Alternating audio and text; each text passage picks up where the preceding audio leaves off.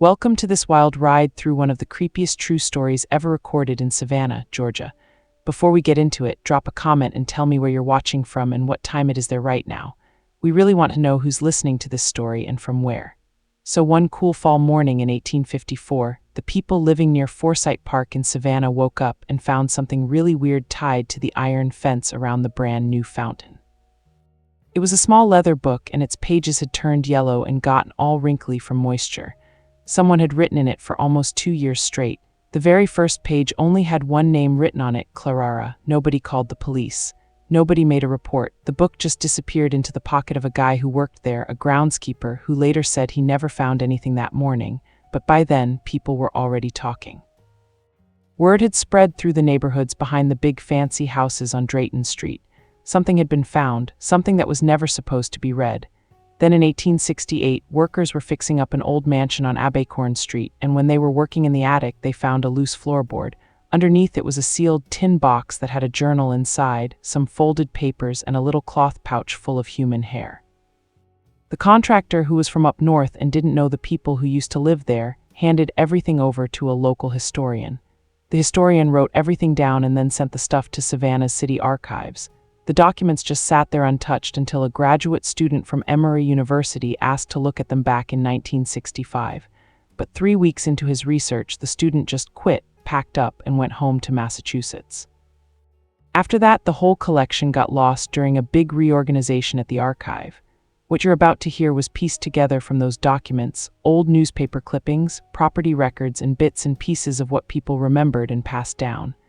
The Forsyth house was 3 stories tall on the east side of Savannah's fancy historic neighborhood, and with its big white columns and wraparound porches, it was one of the nicest homes in the whole city. William Forsyth had gotten really rich through shipping and cotton. He owned 3 ships that went back and forth between Savannah and Liverpool, England. His wife Margaret was well known for throwing garden parties and doing charity work at the Episcopal Church.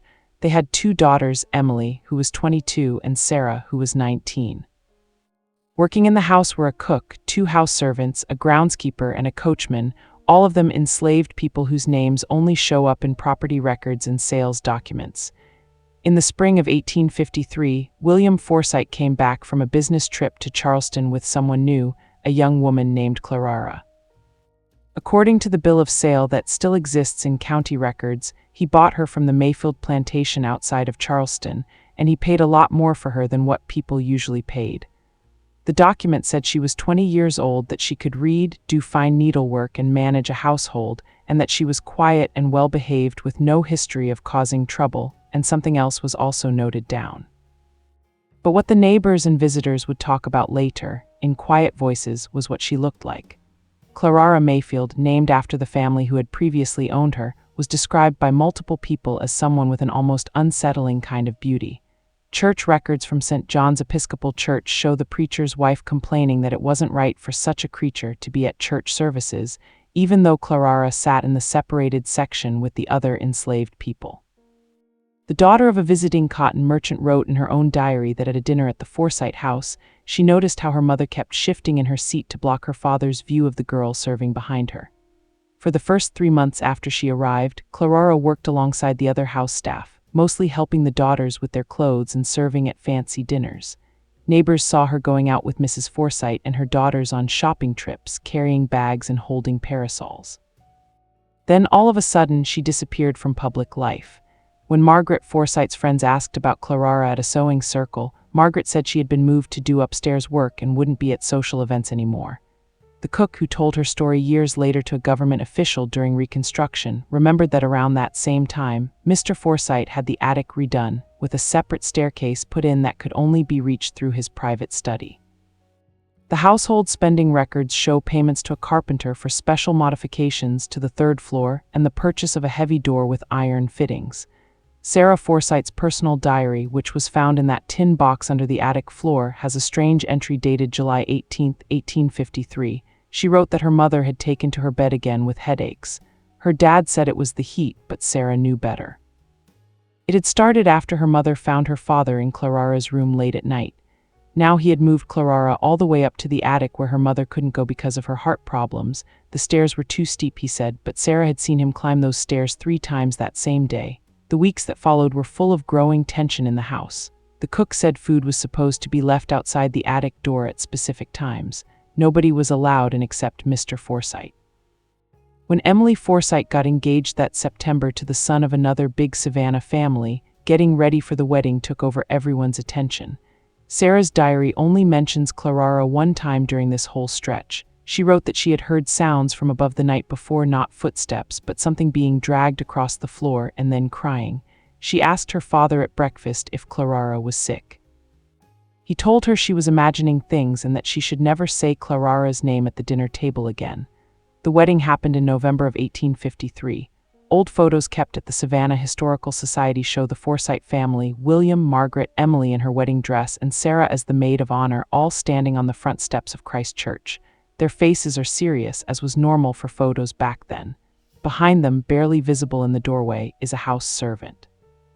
The cook's later testimony identifies this person as Bessie, who had taken Clara's place as the main house servant. In December, Margaret Forsyte traveled to Charleston to visit her sister and took Sarah along. Ship records show they were gone for 6 weeks. William Forsyte stayed home, saying he had business to take care of. It was during this time that the first real evidence of what was going on in the attic showed up. A ledger from Forsyte's shipping office kept at the Georgia Historical Society has something weird written on its back pages. Handwriting experts have confirmed it's in William Forsyte's handwriting, a series of dates and notes. Day 14 refused food, day 15 still refused administered discipline. Day 16 accepted water only. Day 17 full compliance restored. Similar entries go on through January. When Margaret and Sarah came back in February of 1854, neighbors said William seemed completely changed, irritable, distracted, often leaving the house before sunrise and coming back late at night. The cook remembered that he now ate all his meals alone in his study and wanted a bottle of whiskey left outside the attic door every evening alongside Clara's food tray. Sarah's diary entries from this time show how worried she was getting. She wrote that at dinner, her father looked right through them like they weren't even there. Her mother pretended not to notice, but Sarah had heard her crying at night. Twice she had seen scratches on her father's face, which he blamed on his new hunting dog, but the dog was kept in the carriage house, and the scratches always showed up after he spent the night in his study, which was right next to the new staircase. In March of 1854, William Forsyte bought more iron fittings from a blacksmith shop on Bay Street. The receipt that still exists in business records shows these were for window securities and restraints. That same month, Sarah's diary says she had started hearing singing coming from the attic. Hymns mostly, but also some strange melodies she didn't recognize. The voice was Clara's, but it sounded different, harsher somehow. When Sarah mentioned the singing to Bessie, the cook crossed herself and refused to talk about it. April brought 2 big things to the Forsyte household. First, Sarah got engaged to a young lawyer from a decent but not wealthy Savannah family. William Forsyte was totally against it and threatened to cut her off completely. Second, Margaret Forsyte got sick. The family doctor said it was nervous exhaustion. She was told to stay in bed and was given laudanum, which kept her drowsy most of the time. With her mother out of commission and her father checked out of family life, Sarah took over running the house. Her diary says she told Bessie to put extra food on Clara's tray, fruit and sweet breads to bring her some comfort. She also writes about trying to get into the attic. She tried her father's study door while he was at his office but found it locked. She pressed her ear to the door she believed led to the attic stairs and called Clara's name. She heard something like fingernails scratching on wood and then silence. The notes William was writing in his ledger got more and more out of control during this time. April 23rd, behavior improved after correction. April 25th, found something hidden in the bedding, removed all comforts as punishment. April 30th, attempted to speak to me about the outside, reminded her of her place. May 4th, compliance achieved through usual methods. On May 10, 1854, the kitchen of the Forsyte home caught fire. According to newspaper accounts, the cook had left a pot on the stove while she went to help with laundry. The fire was put out before it could spread beyond the kitchen and the back room, but smoke damaged parts of the main house.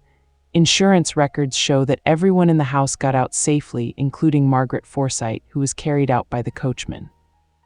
What the newspapers didn't say, but what Sarah's diary reveals, is that while everything was chaotic outside during the fire, she grabbed the key to her father's study from his jacket pocket while he was out front directing the firefighters. She wrote that she had maybe 5 minutes. The study door opened easily. but the second door, the one leading upstairs, needed 2 keys, one for the lock and another for a bolt. Her hands were shaking so badly she almost dropped them. Then the smell hit her coming down those stairs, unwashed bodies, waste, and something weirdly sweet like rotting flowers. She called Clarara's name as she climbed up. There was no answer. Sarah's description of what she found in the attic takes up 4 pages in her diary, and her handwriting gets more and more messy as she goes. She describes a space with 2 rooms. The first had a narrow bed, a washstand, and a chair that was bolted to the floor. The second room, which could only be locked from the outside, was empty except for iron rings stuck into the wall at different heights. Sarah wrote that the Clarara she found up there was not the same Clarara who had come to their home. Her hair had been roughly cut short. Her arms had marks from being restrained. When she saw Sarah, she pressed herself against the far wall and started reciting what sounded like Bible verses, but the words were all wrong, messed up somehow. Sarah told her about the fire and said they had to leave. Clarara laughed, and it was a laugh that made Sarah's blood run cold, and asked if Sarah had been sent to test her. When Sarah reached for her hand, Clarara flinched like she expected to be hit. Sarah tried to lead Clarara out of the attic, but then she heard William Forsythe's voice calling from below. In her diary, she writes that she begged Clarara to come with her and promised to hide her somewhere safe. But Clarara shook her head and said, "There is nowhere he will not find me, and then it will be worse for us both." Sarah knew she was right. The only thing Sarah had on her was a cameo brooch her mother had given her for her birthday. She pressed it into Clarara's hand and told her she would find a way to help her. The look Clarara gave her held no hope at all. Sarah had to leave Clarara in the attic and return the keys to her father's pocket before he noticed they were gone. That night she heard William Forsythe's footsteps going up the attic stairs, followed by sounds, as she wrote, that no decent person should have to describe. She decided then and there, according to her diary, to ask her fiancé Thomas Harper for help. Thomas Harper shows up in Savannah's records as a junior partner at a law firm that handled shipping contracts and estate planning. His letters back and forth with Sarah, which were in that tin box, show a man who genuinely cared about what she was telling him, but who was scared to go up directly against someone as powerful as William Forsythe. "The law gives certain rights to property owners," he wrote, being deliberately vague. "But there are limits to what decent society can accept. If what you're describing is accurate, stepping in may be justified. However, we have to be very, very careful." Through late May and early June, Sarah and Thomas kept exchanging letters about what to do about Clarara's situation. Thomas quietly looked into legal cases involving the treatment of enslaved people and found that while there were laws against extreme cruelty, they were almost never used against wealthy white men. Meanwhile, William Forsythe's behavior kept getting worse. The household accounts show him buying huge amounts of alcohol, and Sarah's diary says he seemed to be constantly stuck somewhere between rage and falling apart completely. On June 12, 1854, Margaret Forsythe died unexpectedly. The official reason given was heart failure, but people whispered that she might have taken too much of her medicine, either by accident or on purpose. Sarah's diary entry from that day is very short. She just wrote that her mother was gone, that her father had locked himself in his study when the doctor confirmed it, and that she heard him climbing the stairs soon after. His grief, she wrote, took a form she couldn't bear to think about. The weeks after Margaret's funeral were a mess in the Forsythe house. William disappeared for days at a time and came back dirty and reeking of alcohol. Sarah noted that when he was gone, she would leave food outside the attic door, but she often found it untouched. She tried calling through the door but never got any response. Sometimes she thought she heard movement inside, a scraping on the floor, but it might have been rats in the walls. In early July, William Forsythe announced he was going to New York on business for at least 2 weeks. The very next day, Sarah and Thomas Harper showed up at the house with a locksmith who had promised to keep everything secret. They were going to free Clarara. Sarah's diary and Thomas's later statement to a government official describe exactly what they found. The attic rooms were completely empty. The bed had been stripped. The washstand was knocked over. When they searched carefully, they found bloodstains on the floor and walls that someone had tried to clean up. In the smaller room, one of the iron rings had been partly ripped out of the wall, tearing up the wood around it. The most disturbing discovery was a hidden compartment under a loose floorboard, and inside was the tin box that wouldn't be found again until 1868. In that box was Clarara's journal. The journal was written on paper that Thomas figured out had been taken from William Forsythe's own shipping ledgers. It tells Clarara's story from her own point of view from inside the attic. The handwriting starts out neat and educated but gets messier over time. Early entries describe William Forsyte's demands getting worse and worse, and Clarara's attempts to keep him calm while still holding on to her dignity. She writes about singing to herself when she's alone, about counting the nails in the floorboards, about making up detailed stories in her mind about the people she could see through her tiny window down on the street. As the journal goes on, the entries get more jumbled and scattered. Clarara writes about having conversations with people who aren't there, seeing visions of her mother who had died years ago on the Mayfield plantation, and coming up with more and more detailed plans for escaping. The last few entries, written about 2 weeks before Sarah and Thomas found the empty rooms, show a bone-chilling kind of calm. Clarara wrote, "He thinks I'm broken, and so I have let myself look broken. I have studied his habits and his weaknesses. The door has 2 locks, but the window only has iron bars. He doesn't know that I've been working on them every night, using the edge of the chamber pot that I broke on purpose against the wall months ago. 1 bar is now loose enough. I'm so thin now that I think I can fit through. It's 3 stories down to the ground, but there's an oak tree whose branches come within a few feet of this window.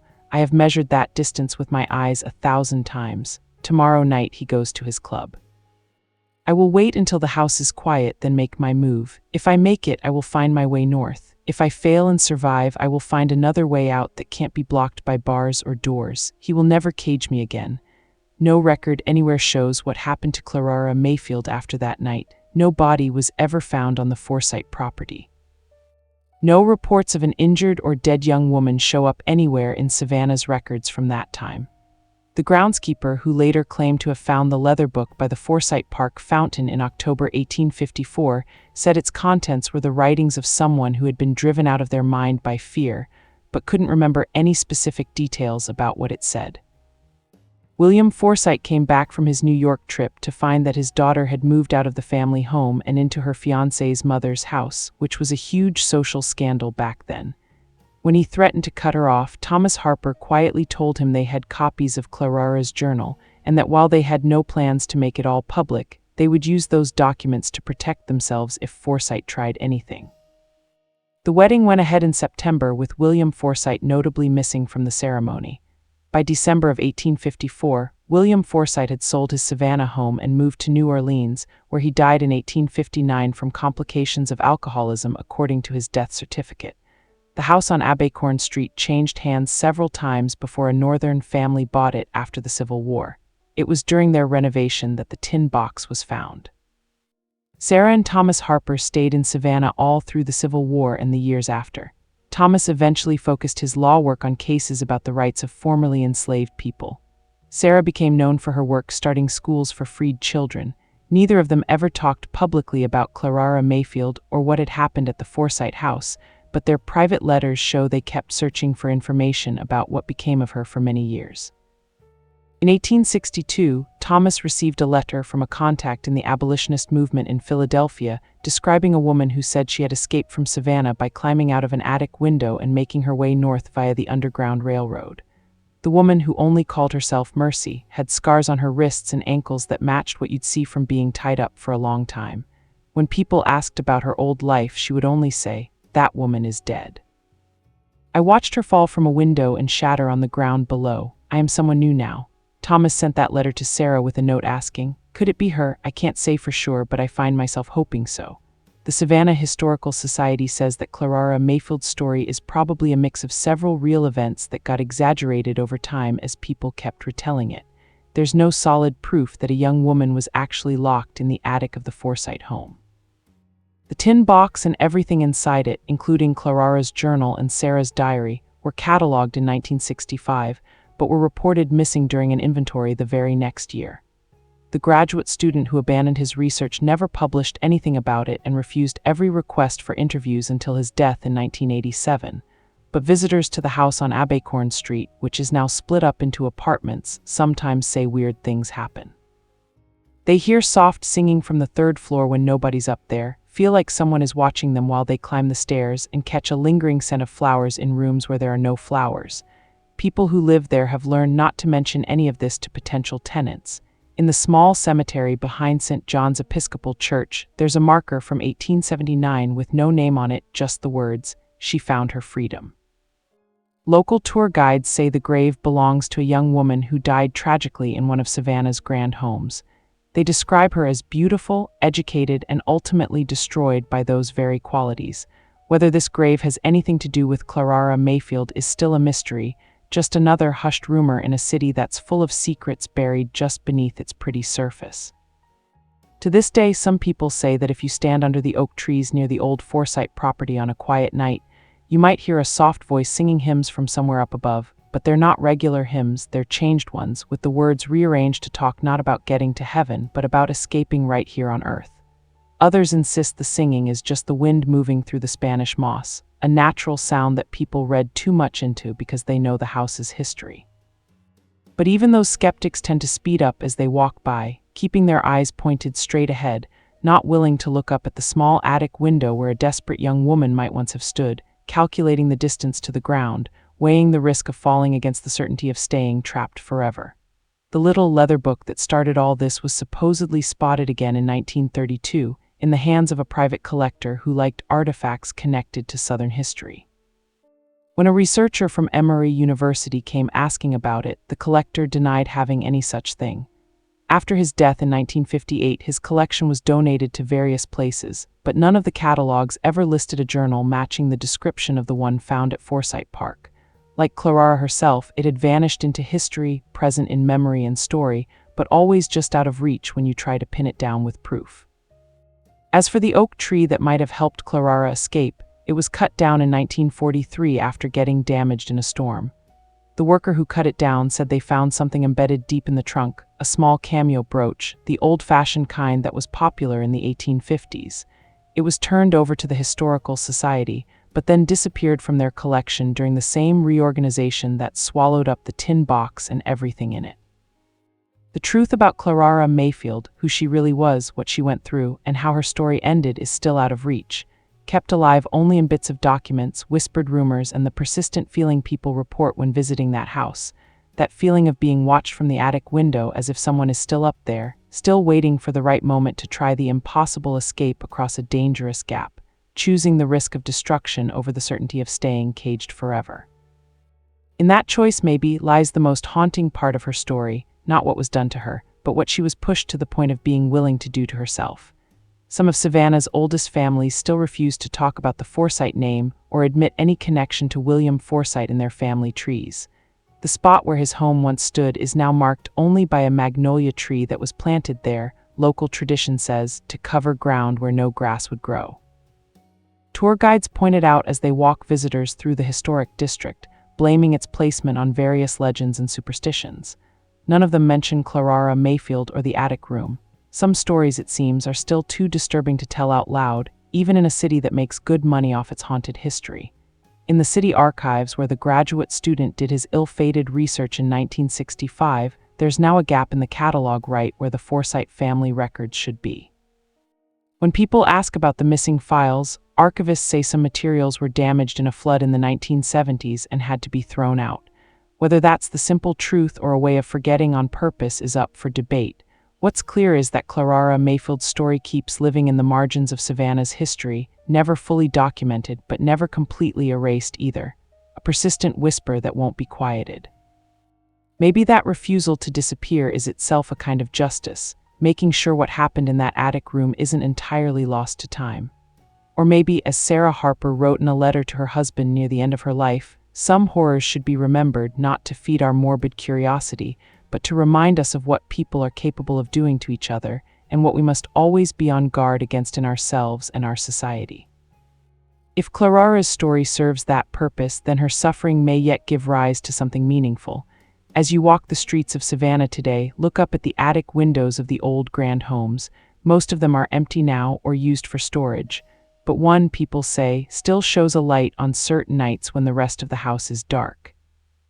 Not an electric light, but the flickering glow of a candle moving slowly back and forth, as if someone is keeping watch, waiting for the household to fall asleep so they can make their move, more than 150 years after Clara Mayfield may have made hers. Historians who have looked at this case in modern times have pointed out several things that don't quite add up, raising questions about whether the whole story is even true. The Emory University archives have a letter dated 1967 from the graduate student who quit his thesis, sent to his old advisor. In it, he says that during his research he was approached by an elderly woman who said she was a descendant of the Harper family. She warned him to drop the project, saying that some stories are better left alone. When he pushed her for specific information about Clara Mayfield, the woman reportedly said, "There was no Clara. There were many Clararas. The name was changed not to protect the guilty, but to protect those who came after." This mysterious statement lines up with census records from 1850 that show at least 17 enslaved women named Clara in Chatham County alone. Using one name for multiple people was not uncommon back then, which makes it very hard for historians to trace specific individuals through official documents. Whether Clara Mayfield was one real woman or a blending of several is still uncertain. In 1972, workers renovating another old Savannah home less than a mile from where the Forsyth house once stood found a small hidden space behind a fake wall in the attic. Inside was a collection of personal items, a hairbrush with strands of dark hair in it, a torn piece of calico fabric, and a small hymn book with certain verses changed in handwriting different from the other notes in the margins. The most striking change appeared next to the hymn Amazing Grace, where the line, "I once was lost, but now am found," had been changed to read, "I once was found, but now am lost." The homeowners were disturbed by the discovery and asked that no further investigation be done. The items were sealed back inside the wall, where they presumably still sit today.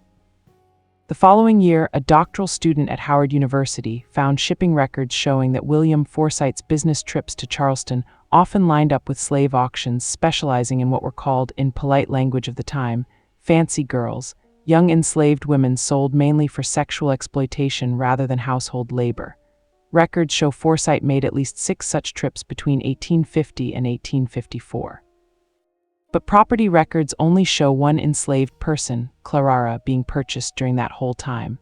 What happened to any others he may have acquired is nowhere recorded. Church records from St. John's Episcopal Church reveal one more weird detail. In December 1854, 2 months after William Forsyth had already left for New Orleans, Thomas Harper paid for a series of special prayers for the soul of one departed under uncertain circumstances. The church registry doesn't name who the prayers were for, just listing them as a woman known to God.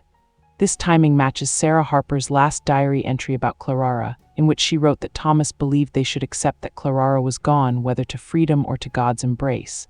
Sarah couldn't do it without some kind of ceremony, some acknowledgement that Clara had existed and had suffered. She wrote that if they let her vanish without leaving any trace, they became part of the erasing. The oral history tradition among Savannah's black community includes many stories about a woman who escaped captivity by flying out of an attic window.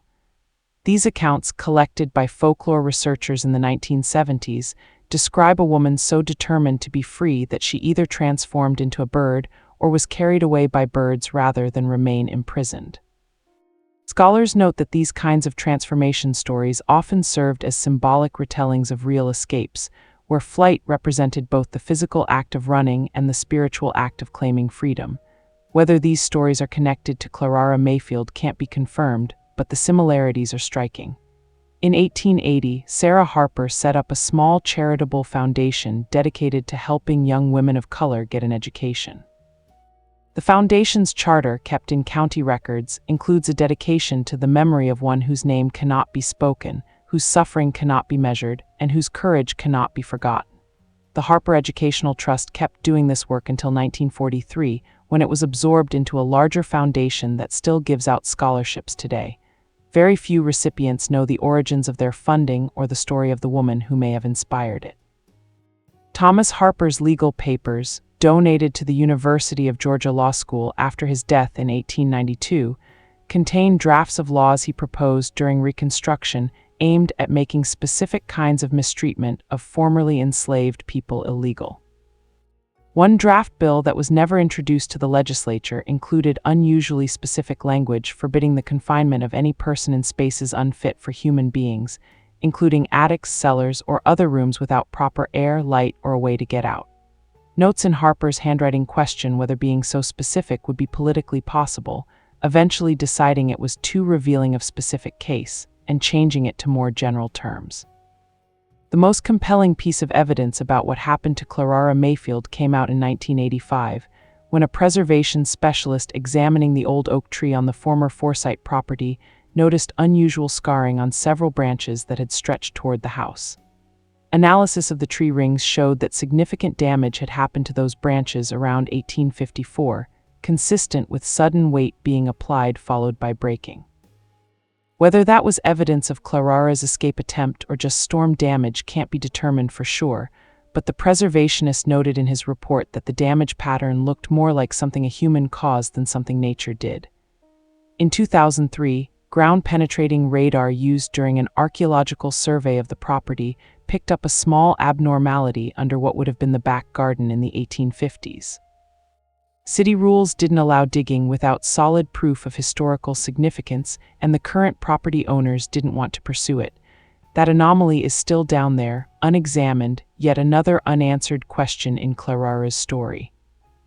A journal article published in 2008 in the American Historical Review examined the case as an example of how the experiences of enslaved women often fall into the cracks of history, present in fragments, hints, and whispers, but rarely documented with the care given to other historical subjects. The author argues that the very fact that Clarara Mayfield's story is so hard to pin down actually illustrates the larger pattern of enslaved women's experiences being wiped from the historical record, and that the absence of definitive evidence is itself a kind of evidence. Evidence of systematic silencing. That silencing continues to this day. When researchers try to access whatever remains of the Forsyte family papers in various archives, they often run into unusual roadblocks or are told materials are unavailable for conservation reasons. Whether that's just careful institutional practice or the lingering influence of powerful old Southern families is something historians argue about. Some have suggested that certain aspects of Clarara's story hit too close to uncomfortable truths about the antebellum South that some people would rather keep buried. In 2011, a historical novelist researching Clarara's story reported a strange experience while visiting the site of the old Forsyte home.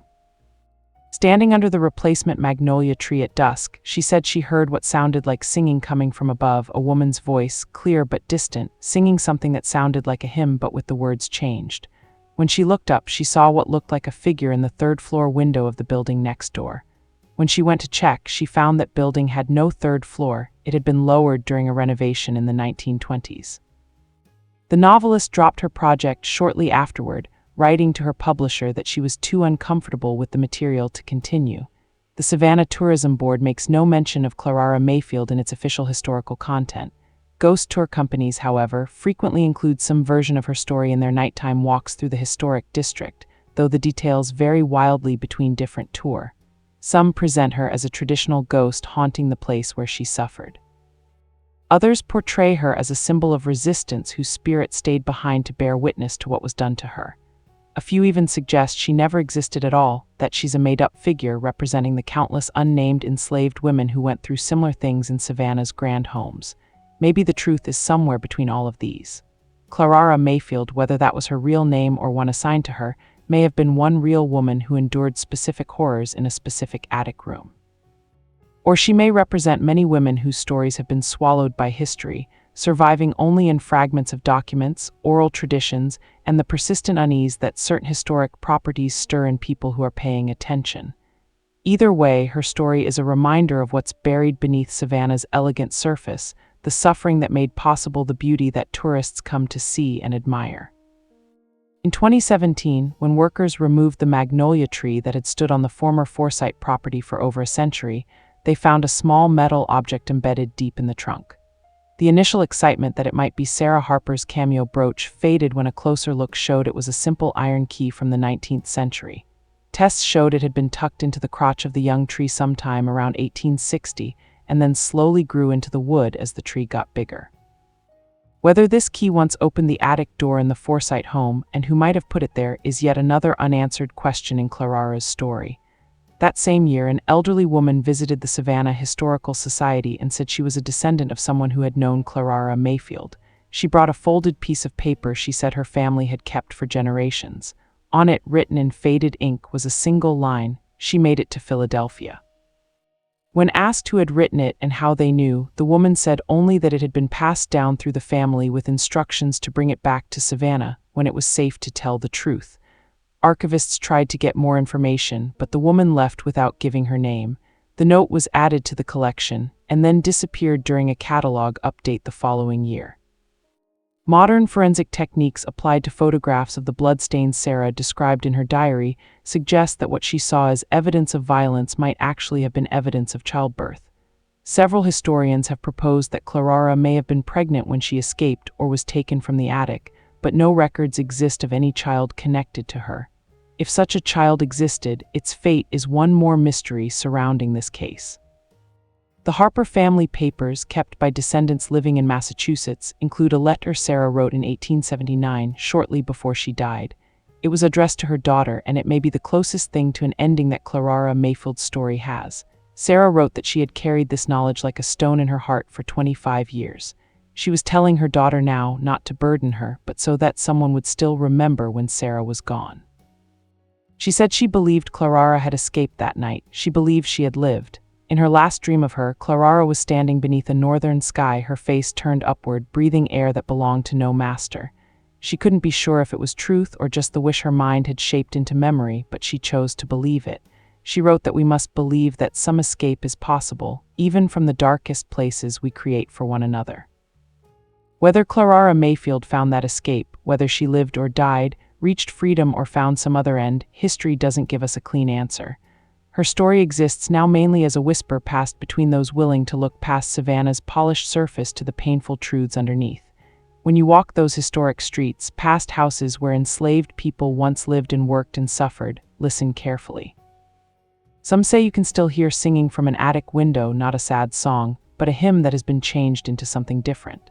A declaration that even in the most suffocating darkness, the human spirit reaches for light, for freedom, for escape. A declaration that some stories, no matter how hard those in power try to erase them, refuse to stay quiet.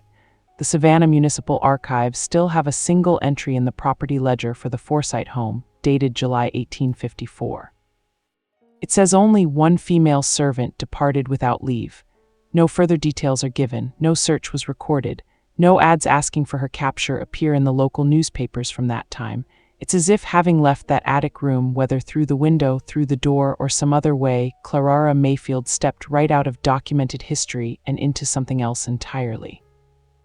Legend, memory, or maybe a life that was finally her own, unrecorded by the people who had once claimed to own even her name. And maybe that absence from the record is its own kind of victory.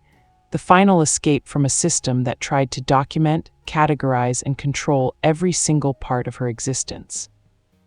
By disappearing from the archives, she may have achieved exactly what she was aiming for that night in the attic, a life beyond the reach of those who had imprisoned her, a story that belonged to her alone. Today, visitors to Savannah who hear Clara's story often look up at the attic windows of historic homes with new eyes, suddenly aware of who might once have been kept behind them. Some report feeling watched as they walk past certain properties. Others say they hear singing on quiet nights, carried on the breeze that moves through the Spanish moss. Tour guides will tell you those feelings are just the power of suggestion at work, that once you know a story, you start finding it everywhere. But maybe those feelings mean something else. Not Clara's ghost, but her legacy. The discomfort visitors feel may be the recognition of long-suppressed truths about the foundations on which Savannah's beauty was built. The feeling of being watched may be the weight of history staring back, demanding to be acknowledged. And the singing, real or imagined, may be the voice of memory refusing to shut up. In the end, what's left of Clara Mayfield is not a body, not a grave, not even a confirmed record that she ever existed. What's left is a story that keeps being told despite every attempt to wipe it away. A story that reminds us how the most beautiful facades can hide the darkest truths, and how even in the most confining circumstances, the human spirit reaches for freedom. Through a window, through flight, through transformation, or simply through being remembered by those who come after. As you leave this story behind and go on with your day, you may find yourself still thinking about Clara, wondering about her fate, imagining what happened to her after that night in the attic. In doing so, you become part of the one form of justice history has been able to give her, the refusal to let her story vanish entirely. While we may never know for certain what happened to the most beautiful slave who was locked up in the attic, we can make sure the question itself and the truths it reveals about our past keeps echoing through time, demanding to be heard.